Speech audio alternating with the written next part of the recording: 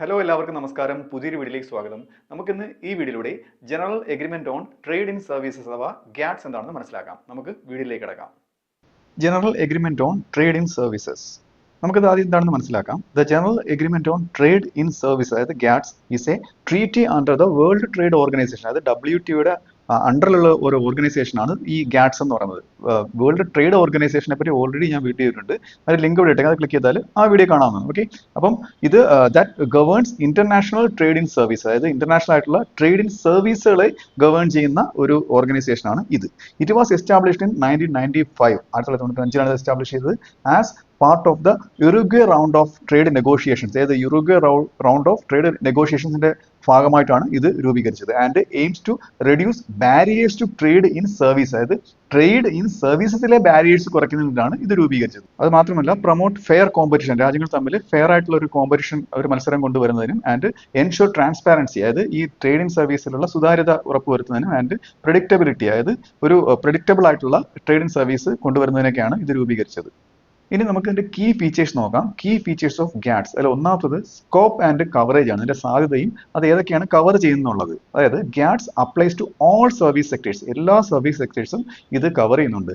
Except for services supplied in the exercise of governmental authority, അതായത് governmental authority കൈകാര്യം ചെയ്യുന്ന service ഒഴികെ. അത് ഏതൊക്കെയാണ് ഗവൺമെന്റ് അതോറിറ്റി കൈകാര്യം ചെയ്യുന്നത്? എക്സാമ്പിൾ പറയാം, പബ്ലിക് അഡ്മിനിസ്ട്രേഷൻ വരുന്നില്ല, പബ്ലിക് ഹെൽത്ത് വരുന്നില്ല, or education provided without A commercial purpose. Commercial purpose അല്ലാതെയുള്ള എഡ്യൂക്കേഷൻ, ഇപ്പൊ ഗവൺമെന്റ് കൊടുക്കുന്ന എഡ്യൂക്കേഷൻ, അതൊന്നും ഇതിൽ വരുന്നില്ല. അപ്പം ഇതൊഴികെയുള്ള ബാക്കിയെല്ലാം ഈ മറ്റെല്ലാത്തിനും GATS ആപ്ലിക്കബിൾ ആണ്. ഓക്കെ, അടുത്തത് covers A wide range of industries. ഒരുപാട് ഇൻഡസ്ട്രീസ് ഇതിൽ വരുന്നുണ്ട്. ഏതൊക്കെയാണ്? സച്ച് ബാങ്കിങ് ഇൻഡസ്ട്രി വരുന്നുണ്ട്, ടെലികമ്മ്യൂണിക്കേഷൻ, ഇതെല്ലാം സർവീസുകളാണ്. ടൂറിസം, എഡ്യൂക്കേഷൻ വരുന്നുണ്ട്, അത് പ്രൈവറ്റ് ആണ് കേട്ടോ. പിന്നെ ട്രാൻസ്പോർട്ട് വരുന്നുണ്ട്, ആൻഡ് പ്രൊഫഷണൽ സർവീസ്, ഇതെല്ലാം ഇതിൽ ഉൾപ്പെടുന്നുണ്ട്. അതൊക്കെ ഇതിന്റെ കവറേജുകളാണ്. അടുത്തത് ഇതിന്റെ മോഡ്സ് ഓഫ് സപ്ലൈ നോക്കാം. അതായത് GATS identifies 4 ways in which services are traded internationally. അതായത് 4 രീതികളിലാണ് ഇന്റർനാഷണൽ ആയിട്ട് സർവീസ് ട്രേഡ് ചെയ്യുന്നത്. ഓക്കെ, എങ്ങനെയാണ്? മോഡ് 1 എന്ന് പറയുന്നത് ക്രോസ് ബോർഡർ സപ്ലൈ ആണ്. ഓക്കെ, ഇത് എന്ന് വെച്ച് കഴിഞ്ഞാൽ services provided from one country to another country without the physical movement of the consumer. അതായത് ആ സർവീസ് മേടിക്കുന്ന ആള് ഒരു രാജ്യത്ത് നിന്ന് മറ്റേ രാജ്യത്തിലേക്ക് ബോർഡർ ക്രോസ് ചെയ്തിട്ട് പോയി സർവീസ് മേടിക്കുകയില്ല, ആ രാജ്യത്തിനകത്ത് ഇരുന്നുകൊണ്ട് തന്നെ ആ സർവീസ് മേടിക്കണം. ഉദാഹരണം, ഓൺലൈൻ എഡ്യൂക്കേഷൻ ഓർ കൺസൾട്ടൻസി. ഓൺലൈനായിട്ട് ഇപ്പം ഇന്ത്യക്കാരൻ ഒരു US നിന്ന് ഒരു ഓൺലൈൻ എഡ്യൂക്കേഷൻ മേടിക്കഴിഞ്ഞാൽ ഒരു സർവീസ് മറ്റു രാജ്യത്ത് നിന്ന് മേടിക്കുകയാണ്. അതായത് മേടിക്കുന്ന ആള് ഇന്ത്യയിൽ തന്നെയാണ് ഉള്ളത്. അതാണ് മോഡ് 1 വരുന്നത്. മോഡ് 2 എന്ന് പറയുന്നത് കൺസംഷൻ അബ്രോഡ് ആണ്. ഓക്കെ, അതായത് consumers travel to another country to receive service. അതായത് കൺസ്യൂമർ മറ്റൊരു രാജ്യത്തേക്ക് ക്രോസ് ബോർഡർ ആയിട്ട് പോയിട്ട് സർവീസ് റിസീവ് ചെയ്യുന്ന. Example tourism. ഓക്കെ, ഒരു വിദേശ അല്ലെങ്കിൽ ഒരു UK കാരൻ ഇന്ത്യയിൽ വരുമ്പോഴത്തേക്ക് അദ്ദേഹം ഇന്ത്യൻ ബോർഡർ ക്രോസ് ചെയ്ത് ഇന്ത്യക്കുള്ളിലേക്ക് വന്ന് ആ ടൂറിസം എന്ന സർവീസ് മേടിക്കുകയാണ്. ഓക്കെ, അത് മോഡ് 2-ലാണ്. Tourism or foreign medical treatment ഒക്കെ ഈ മോഡ് 2-ൽ വരുന്ന കാര്യങ്ങളാണ്. ഇനി നമുക്ക് മോഡ് 3 നോക്കാം. മോഡ് 3 എന്ന് പറയുന്നത് കൊമേഴ്സ്യൽ പ്രസൻസ് ആണ്. പേര് തന്നെയുണ്ട്, കൊമേഴ്സ്യൽ ആയിട്ടുള്ള ഒരു പ്രസൻസ് ഉണ്ടായിരിക്കുക. അതായത് a service provider establishes a physical presence in another country. അതായത് മറ്റൊരു രാജ്യത്ത് ഒരു ഫിസിക്കൽ ആയിട്ടുള്ള പ്രസൻസ് ഉണ്ടാക്കിയെടുക്കുക. ഉദാഹരണത്തിന് ഇപ്പൊ ബാങ്ക് ഓഫ് സിലോൺ, ശ്രീലങ്കയുടെ ബാങ്ക് ആണ്. ആ ബാങ്ക് ഇന്ത്യയിൽ എസ്റ്റാബ്ലിഷ് ചെയ്ത് കഴിഞ്ഞാൽ ഒരു കൊമേഴ്സ്യൽ ആയിട്ടുള്ള പ്രസൻസ് ഇന്ത്യയിൽ കൊണ്ടുവരികയാണ് ചെയ്യുന്നത്. അപ്പോൾ അവരുടെ സർവീസ് ഒരു കൊമേഴ്സ്യൽ പ്രസൻസ് ഇന്ത്യയിൽ ഉണ്ടാകുക, അവരുടെ സർവീസ് ഇന്ത്യയിൽ കൊടുക്കുകയാണ് ചെയ്യുന്നത്. അതാണ് പറയുന്നത് example foreign bank branches or franchise business. ഇതൊക്കെ ഉദാഹരണങ്ങളാണ്. അടുത്ത് മോഡ് 4. മോഡ് 4 എന്ന് പറയുന്നത് മോഡ് 1-ൽ നിന്നും മോഡ് 2-ൽ നിന്നും ഡിഫറെന്റ് ആണ്. അതായത് പ്രസൻസ് ഓഫ് നാച്ചുറൽ പേഴ്സൺസ് ആണ്. അതായത് ഇതിൽ വരുന്നത് individuals travel to another country to provide services. അതായത് ഒരു രാജ്യത്ത് നിന്ന് മറ്റൊരു രാജ്യത്തേക്ക് പോയി ആരാണോ സർവീസ് കൊടുക്കുന്ന ആൾ, സർവീസ് മേടിക്കുന്ന ആളല്ല, സർവീസ് കൊടുക്കുന്ന ആൾ ട്രാവൽ ചെയ്ത് മറ്റൊരു രാജ്യത്ത് നിന്ന് സർവീസ് കൊടുക്കുന്നതാണ് മോഡ് 4-ൽ വരുന്നത്. അതായത് എക്സാമ്പിൾ കൺസൾട്ടൻസ്, ഒരു ഫോറിൻ കൺസൾട്ടന്റ് ഇന്ത്യയിൽ വന്ന് സർവീസ് നൽകുന്നത്. ഓക്കെ, അത് മാത്രമല്ല ഹെൽത്ത് കെയർ പ്രൊഫഷണൽസ് ഒക്കെ ഇതിന് ഉദാഹരണങ്ങളാണ്. ഇതെല്ലാം മോഡ് 4-ൽ വരുന്നതാണ്. ഇനി നമുക്ക് ഇതിന്റെ പ്രിൻസിപ്പിൾസ് നോക്കാം. ഇത് വളരെ പ്രധാനപ്പെട്ടതാണ്. അതിൽ ആദ്യത്തേത് മോസ്റ്റ് ഫേവേർഡ് നേഷൻ ട്രീറ്റ്മെന്റ്, അതായത് MFN ട്രീറ്റ്മെന്റ് എന്ന് പറയും. ഇതിൽ members must treat service providers from all WTO member countries equally. അതായത് WTO അംഗമായിരിക്കുന്ന എല്ലാ സർവീസ് പ്രൊവൈഡർ കൺട്രികളെയും ഈക്വൽ ആയിട്ട്, അതിലുള്ള മെമ്പേഴ്സ് ഈക്വൽ ആയിട്ട് ട്രീറ്റ് ചെയ്യണം എന്നുള്ളതാണ്. Unless specific exceptions are agreed upon. ഏതെങ്കിലും സ്പെസിഫിക് ആയിട്ടുള്ള ഒരു എക്സെപ്ഷൻസ് എഗ്രി ചെയ്തിട്ടുണ്ടെങ്കിൽ അവരെ സ്പെഷ്യൽ ആയിട്ട് ട്രീറ്റ് ചെയ്യാം. അല്ലാത്ത പക്ഷേ എല്ലാവരെയും ഒരുപോലെ ട്രീറ്റ് ചെയ്യാം, ഈക്വൽ ആയിട്ട് ട്രീറ്റ് ചെയ്യണം എന്നുള്ളതാണ് ഒരു പ്രിൻസിപ്പിൾ. അടുത്തത് നാഷണൽ ട്രീറ്റ്മെന്റ്. ഇതിൽ foreign service providers must be treated on par with domestic providers. അതായത് ഡൊമസ്റ്റിക് പ്രൊവൈഡേഴ്സിനെ അതുപോലെ തന്നെ, അതായത് ഫോറിൻ സർവീസ് പ്രൊവൈഡേഴ്സ് ഡൊമസ്റ്റിക് പ്രൊവൈഡേഴ്സിനെ അതുപോലെ തന്നെ ട്രീറ്റ് ചെയ്യണം. ഓക്കെ, അതിന് പിന്നെ ഒരു കമ്മിറ്റ്മെന്റ് ഉണ്ടായിരിക്കണം. സബ്ജക്ട് ടു സ്പെസിഫിക് കമ്മിറ്റ്മെന്റ്സ് ആണ്. Once admitted to a country's market, അതായത് ഒരിക്കൽ അത് ഒരു രാജ്യത്തിന്റെ മാർക്കറ്റ് അഡ്മിറ്റ് ചെയ്തിട്ടുണ്ടെന്നുണ്ടെങ്കിൽ, ഓക്കെ, അത് എഗ്രി ചെയ്തിട്ടുണ്ടെന്നുണ്ടെങ്കിൽ ഇങ്ങനെ തന്നെ ട്രീറ്റ് ചെയ്യണം. അടുത്ത ട്രാൻസ്പാരൻസി ആണ്, സുതാര്യത ഉണ്ടായിരിക്കണം. Members must publish all laws, എല്ലാ നിയമങ്ങളും മെമ്പർ രാജ്യങ്ങൾ എന്തിരിക്കണം, പബ്ലിഷ് ചെയ്തിരിക്കണം. അതിൽ regulations and administrative guidelines affecting trade in service, അതായത് ട്രേഡ് ഇൻ സർവീസിനെ ബാധിക്കുന്ന എല്ലാ കാര്യങ്ങളും രഹസ്യമായിട്ട് വെക്കരുത്, എല്ലാം സുതാര്യമായിരിക്കണം. ഇതൊക്കെ ഇതിന്റെ പ്രിൻസിപ്പിൾസ് ആണ്.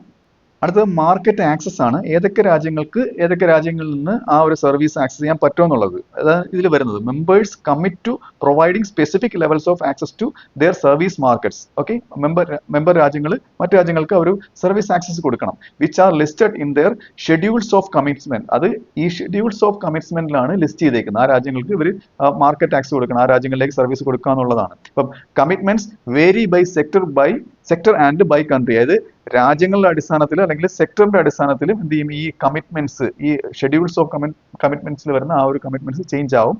Allowing flexibility to accommodate national interest. അപ്പൊ ഇതിൽ ഫ്ലെക്സിബിലിറ്റി അലോ ചെയ്യുന്നുണ്ട് കേട്ടോ. അതായത് അവർക്ക് ഏതൊക്കെ സർവീസുകൾ വേണമെന്നുള്ള ആ ഒരു മാറ്റം വരുത്താം. ടു അക്കോമഡേറ്റ് നാഷണൽ ഇൻട്രസ്റ്റ്, രാജ്യത്തിന്റെ താല്പര്യം അനുസരിച്ച് ഏതൊക്കെ സർവീസ് ആക്സസ് ചെയ്യണം എന്നുള്ളതിന് മാറ്റം വരുത്താവുന്നതാണ്.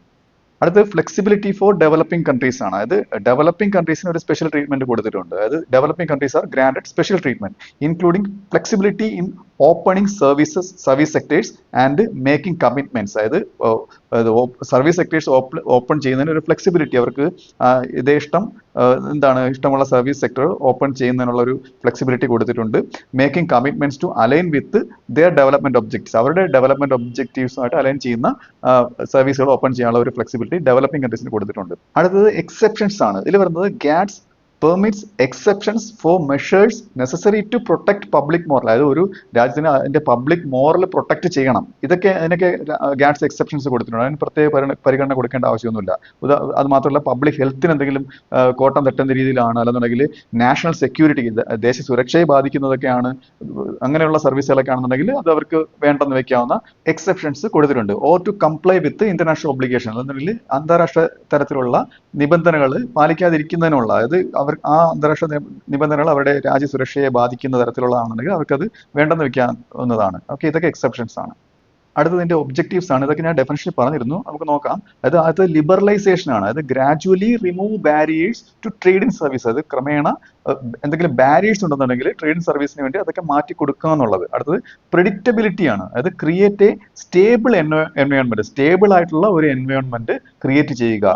എന്തിനു വേണ്ടിയാണ്? For service trade through binding commitments. ഏത് ബൈൻഡ് ചെയ്യുന്നതിലൂടെ? കമ്മിറ്റ്മെന്റ്സ് ബൈൻഡ് ചെയ്യുന്നതിലൂടെ ഒരു സ്റ്റേബിൾ ആയിട്ടുള്ള ഒരു എൻവയോൺമെന്റ് ക്രിയേറ്റ് ചെയ്യുക. അതാണ് പ്രെഡിക്റ്റബിലിറ്റി എന്ന് പറയുന്നത്. അത് ഫെയർ കോമ്പറ്റീഷൻ ആണ്. അതായത് ensure that foreign service providers compete on equal terms. അത് ഈക്വൽ ടേംസിലാണ് അവർ കമ്പീറ്റ് ചെയ്യുന്നത്, അൺഫെയർ ആയിട്ടുള്ള കോമ്പറ്റീഷനിലേക്ക് പോകുന്നില്ല. ഇതൊക്കെ ഉറപ്പുവരുത്തുന്നത്. ഇതൊക്കെ എന്റെ ഒബ്ജക്റ്റീവ്സ് ആണ്. അടുത്ത ഡെവലപ്മെന്റ് ആണ്. ഇതിന്റെ മറ്റൊരു ഒബ്ജക്റ്റീവ് ആണ്, ഞാൻ ഇത് ഇവിടെ കാണിച്ചേക്കുന്നേ ഉള്ളൂ. Support economic development particularly in developing countries. അതായത് എക്കണോമിക് ഡെവലപ്മെന്റ് സപ്പോർട്ട് ചെയ്യുക, പ്രത്യേകിച്ചും ഡെവലപ്പിംഗ് കൺട്രീസിൽ. അത് മറ്റൊരു ഒബ്ജക്റ്റീവ് ആണ്. ഇനി നമുക്ക് ഇതിന്റെ ഇമ്പോർട്ടൻസ് നോക്കാം. ഗ്യാറ്റ്സിന്റെ പ്രാധാന്യം. അതായത് GATS plays a crucial role in the global economy. Global എക്കോണമിയിൽ വളരെ ക്രൂഷ്യൽ ആയിട്ടുള്ള ഒരു പങ്ക് വഹിക്കുന്ന ഒന്നാണ് ഗ്യാറ്റ്സ് എന്ന് പറയുന്നത്. As services account for A significant share of GDP and employment world wide ആയിട്ട് GDP-യിലും എംപ്ലോയ്മെന്റിലും നല്ലൊരു കോൺട്രിബ്യൂഷൻ, നല്ലൊരു പങ്ക് വഹിക്കുന്ന ഒന്നാണ് ഈ സർവീസ് എന്ന് പറയുന്നത്. പ്രത്യേകിച്ച് മാൽദീവ്സ് പോലുള്ള രാജ്യങ്ങളിൽ അതിന്റെ GDP-യിൽ നല്ലൊരു പങ്ക് വഹിക്കുന്ന അതിന്റെ സർവീസുകളാണ്. ഓക്കെ, അപ്പോൾ ഇതിന് അത്രത്തോളം പ്രാധാന്യമുണ്ട്. It facilitates international collaboration. International ആയിട്ടുള്ള കൊളാബറേഷൻ അത് ഫെസിലിറ്റേറ്റ് ചെയ്യുന്നത് നമുക്ക് മനസ്സിലാവുന്നതാണ്.